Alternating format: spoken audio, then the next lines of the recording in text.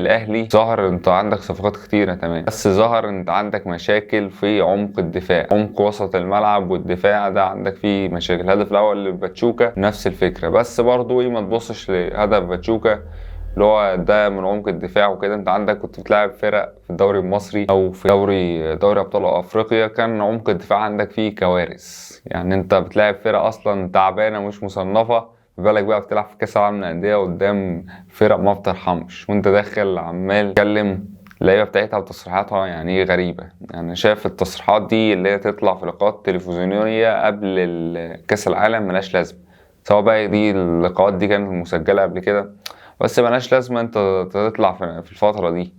يعني انت بتفكرني بكاس العالم 2018 ما حصل مشاكل مع المنتخب وفي الاخر شلنا ال3 ماتشات، يعني انت ما عملتش اي حاجه. فانت يعني ايه، كان احسن ما تتكلمش، تطلعش تتكلم وعمال تتكلم احنا جايين نفوز بكاس العالم. يعني ايه، هو ماشي يا عم، ثقه حلوه ان انت عندكم الثقه عايزين وطموح حلو وكده، بس برضو يعني انت ايه، لازم بالعقل شويه، يعني بالمنطق تاخد كل ماتش بماتش. ويعني انت بعد كده برضو في تصنيف، يعني انت تقارن فرق باحتكاك ضخم، احتكاك عالمي، وانت اصلا ما فزتش بدوري ابطال افريقيا.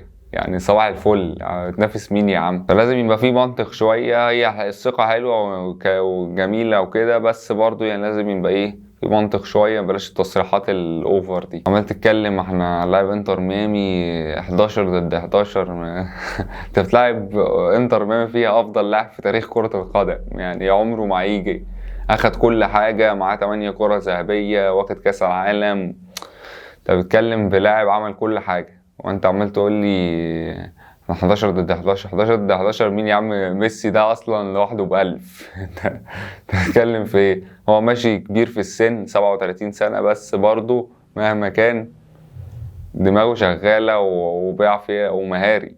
يعني وانت ما شاء الله اصلا، يعني انت عمق الدفاع عندك، عمق الملعب مضروب اصلا. فده لو قدام انتر ميامي بالشكل ده انت هتشيل سكور، يعني صباح الفل كده هتشيل سكور مستريح. ولا تقول لي بقى ايه 11 ضد 11 ولا 11 ضد 1000، مفيش الكلام ده.